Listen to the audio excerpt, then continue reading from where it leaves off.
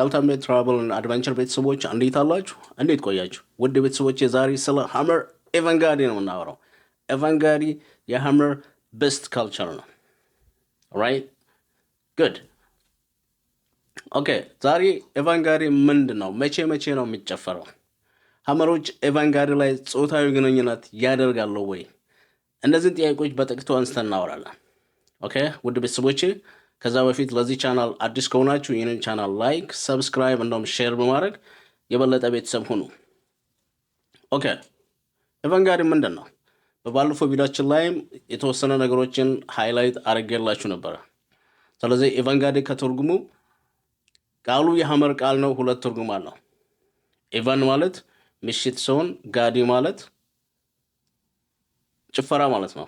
አንድ ላይ ስታገናኙት የምሽት ጭፈራ ነው የሚሰጠው ትርጉሙ። ስለዚህ ይሄን በባለፈው ቪዲዮ ላይ ብዙ ስለዘረዘርኩ አሁን መልሼ መድገም አይጠበቅብኝም። ቀጥታ ወደ ሁለተኛው ሊድ። ኤቫንጋዲ መቼ ነው የሚጨፈረው?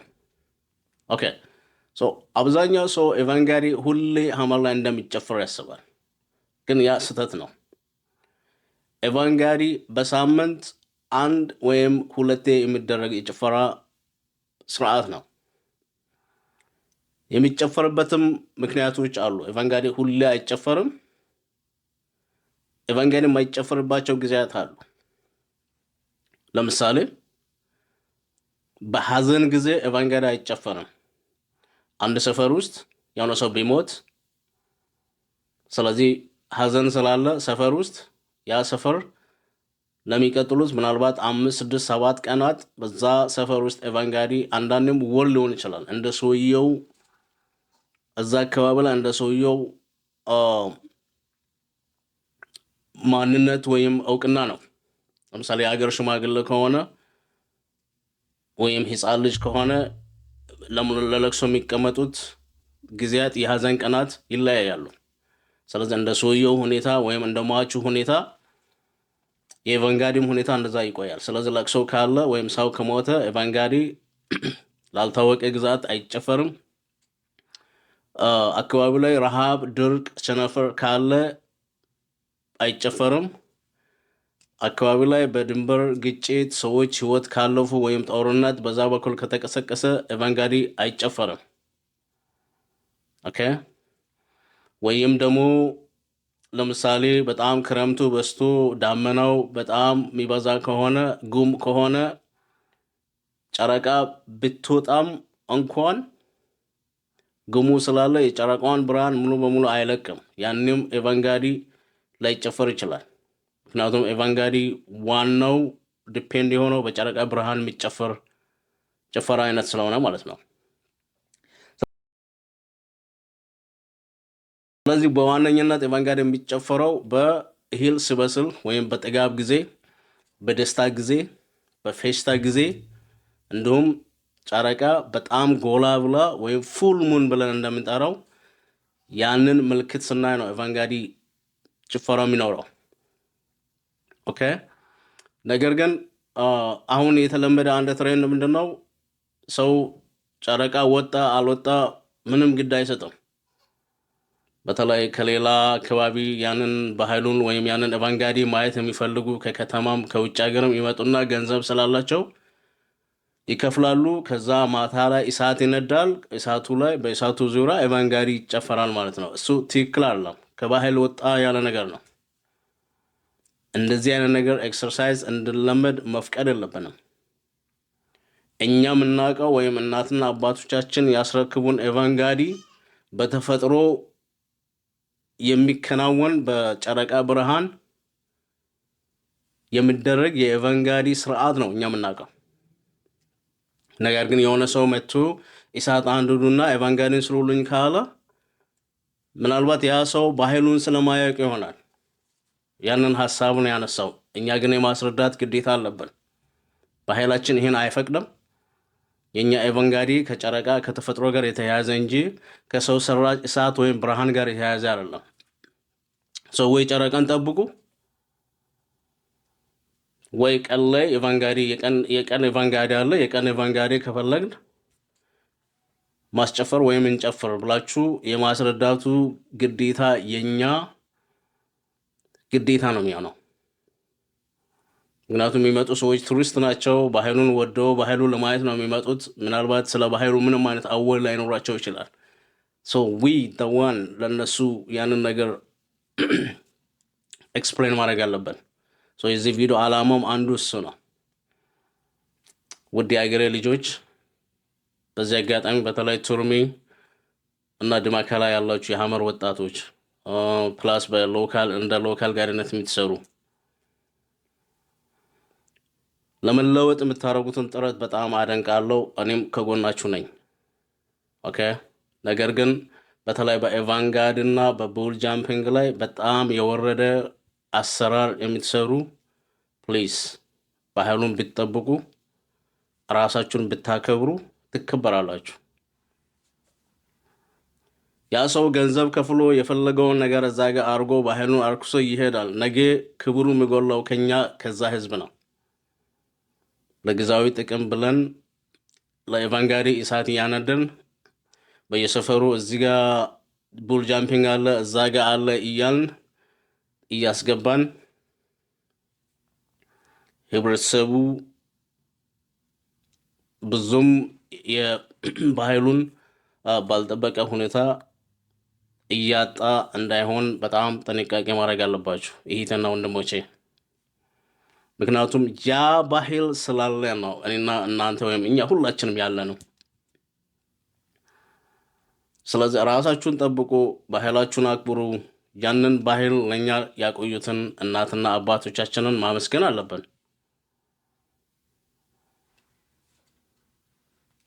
እንደዚህ አይነት ማንነት ባይኖረን ወይም ያ ባህል እኮ እንደ ቡል ጃምፒንግ እንደ ኤቫንጋርድ እንደ ቡሪቡኖ እንደ ወጠሌ ባህላችን ባይኖር እኮ ዛሬ የመጣው ሁሉ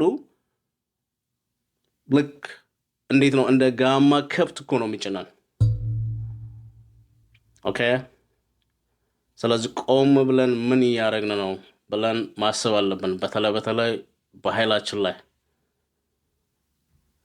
ስለዚህ በዚህ አጋጣሚ ይሄንን መልዕክት ላስተላለፍ ብዬ ነው ውድ ቤተሰቦቼ። ሌላው የመጨረሻው ማወራው ሐመሮች በኤቫንጋርድ ላይ ጾታዊ ግንኙነት ያደርጋሉ ወይ? አዎ፣ ይሄ ነገር በብዙ ቦታ ላይ ይወራል። አብዛኛው ሰው በተለይ ደግሞ ከመሃል አካባቢ የሚመጣው ሰው ያለው ግንዛቤ በጣም እምንት ነው፣ ወይም የተዛባ አመለካከት ነው የደረሳቸው ወይም ያላቸው ሰዎች የሚያስቡት ሐመሮች በኤቫንጋርድ ላይ ጾታዊ ግንኙነት እንደሚያደርጉ ነው። ይህ ግን በጣም ስህተት ነው። እኔ በጣም እርግጠኛ ሆኜ ነው የምነግራችሁ፣ ባህሉ የኔ ነው። የኔ ባህል ስለሆነ ግን ምንም አይነት የማይመስል ነገር አላወራም። በኤቫንጋርድ ላይ ጾታዊ ግንኙነት ወንድ ከሴት ያደርጋል አያደርግም፣ በራሴ መንገድ ፋይንድ አውት ለማድረግ ብዙ የኤቫንጋርድ በመንደሬ ውስጥ ብዙ የኤቫንጋርድ የምሽት ጭፈራዎች ላይ ጨፍሬ አውቃለሁ። በእርግጥ በተለይ ይሄ አሊማ የሚባለው የጭፈራ ስታይል አካባቢ ላይ በጣም የሰውነት ንክኪ አለ። ኦኬ ውድ ቤተሰቦቼ፣ ስለ ሐመር የኤቫንጋርድ ስታይል ወደ 4-5 ስታይሎች አሉ። እነሱን ስታይሎች በሚቀጥለው ቪዲዮዎች ላይ ዘረዝርላችኋለሁ፣ በደንብ ይገባቸዋል። ነገር ግን አሁን ይሄ አሊማ የሚለው የመጨረሻው የኤቫንጋርድ አጫፍር ስታይል ላይ በጣም ስሎ ሞሽን ነው የሚኖረው። ወንድና ሴት ወገብ ለወገብ ተያይዞ የሚጨፍሩት የጭፈራ አይነት ነው። ያኔ የወንዱ ደረት የሴቷን ደረት ይነካል፣ የሴቷ ደረት የወንዱን እንዲሁ ጭን ለጭን የመገናኘት ሰውነት ንክኪ አለ። ያ ማለት ግን ሴክስ ማድረግ ወይም የሆነ የጾታዊ ግንኙነት መፈጸም ማለት አይደለም። ሰው ምናልባት እችን የመጨረሻውን ፓርት ስለሚያይ ነው ብዙ ጊዜ እንደዚህ አይነት ሩሜር ውስጥ የገባው እና ያን ደግሞ ማጽዳት የኛ የባህሉ ባለቤቶች እጣ ፋንታ ነው። ይህንን ለዓለም ለኢትዮጵያ ሕዝብ መጥቶ ለሚጎበኘን ግልጽ አድርገን ማስቀመጥ አለብን ነው። እንደዚህ አይነት ባህል የለንም። በእርግጥ እንደዚህ አይነት ነገሮች አሉ። ኦኬ ሶ ይሄንን የማስረዳት ኃላፊነት የኛ ነው። በዚህ ላይ ደግሞ ማንንም እየመጣ ይሄ ባህል እንደዚህ ነው ያ ባህል እንደዛ ነው እንድን አንፍቀድ። ሰዎች መረጃና ማስረጃ ካላቸው ብቻ የዛን ህዝብ ስም አንስቶ ማውራት እንዲችሉ እናድርግ። ግንዛቤ ማስጨበጥ የሁላችንም ድርሻ ነው። ስለዚህ በእኔ እምነት እንደዚህ አይነት የጾታዊ ግንኙነት ኤቫንጋዲ ላይ አይደረግም። በጣም እርግጠኛ ሆኜ ነው የምነግራችሁ። ምናልባት በራሳችሁ ውድ ቤተሰቦች በራሳችሁ መንገድ ሄዳችሁ ኤቫንጋዲ ላይ በመገኘት ፕሮሰሱን ከሀ እስከ ፈ በመረዳት ምን እየተከናወነ እንደሆነ እውነት ነው አይደለም የሚለውን ማረጋገጥ ትችላላችሁ። ሶ ይሄ በኮሚኒቲ ደረጃ ወይም በከተማ አመለካከት በጣም የተዛባ በተለይ ስለ ኤቫንጋዲ በጣም የተዛባ አመለካከት ነው ግንዛቤ ነው ያለው። ይሄን የምልበት ዋናው ምክንያት ለምሳሌ ኤቫንጋዲ ላይ አንዲት ሴት ልጅ ኤቫንጋዲ ላይ ቢትመጣ ወይ ወንድም ይኖራታል፣ ወንድም ባይኖር የአክስት ወይም የአጎት ልጅ ይኖራታል፣ እሱ እንኳን ባይኖር የሩቅ ዘመድ ይኖራታል። ታዲያ ወንድም እዛ አብሯት ሆኖ እየጨፈረ እያለ እንዴት ነው ከሌላ ወንድ ሰው ጋር እዛው ጭፈራ ቦታ ላይ የጾታዊ ግንኙነት የምታደርገው? እንደዚሁ በተቃራኒው ሌላው ወንዱንም አስቡት። ኦኬ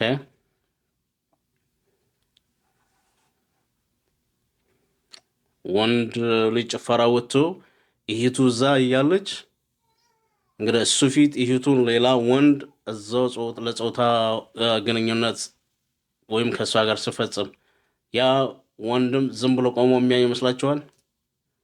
በጣም ነውር ነው። ለማሰብ በጣም የሚከብድ ግን መገመት ይቻላል። ስለዚህ አንዳንዴ ግምቶች ወደ ሮንግ ዳይሬክሽን እንዳይወስዱን ነገሮችን በጥልቅ ግንዛቤ በመረጃ ብናወራ በጣም የተሻለ ነው ብዬ አስባለሁ። ውድ ቤተሰቦቼ ወደፊት ሀመር ሄዳችሁ የመጎብኘት እድሉ ካገኛችሁ ትክክለኛው ኤቫንጋዲ ምን እንደሚመስል አሁን ነግሬያቸዋለሁ። አደራ ፕሊዝ ኢሳት አንድዳችሁ ኤቫንጋዲ እንዳታስጨፍሩ። አንደኛ it doesn't make sense ለእናንተም ትክክለኛውን ባህል ለማወቅ አይደለም የሄዳችሁት። ኦኬ ስለዚህ መሄዳችሁ ላይቀር ትክክለኛውን ባህል ሄዱና እዩ። በሚቀጥለው ቪዲዮ ሌሎች መረጃዎችን በተለይ እነዚህን 5ቱን ያጨፋፈር ስታይሎችን ይዤ እመጣለሁ። እስከዛ ደህና ሁኑ።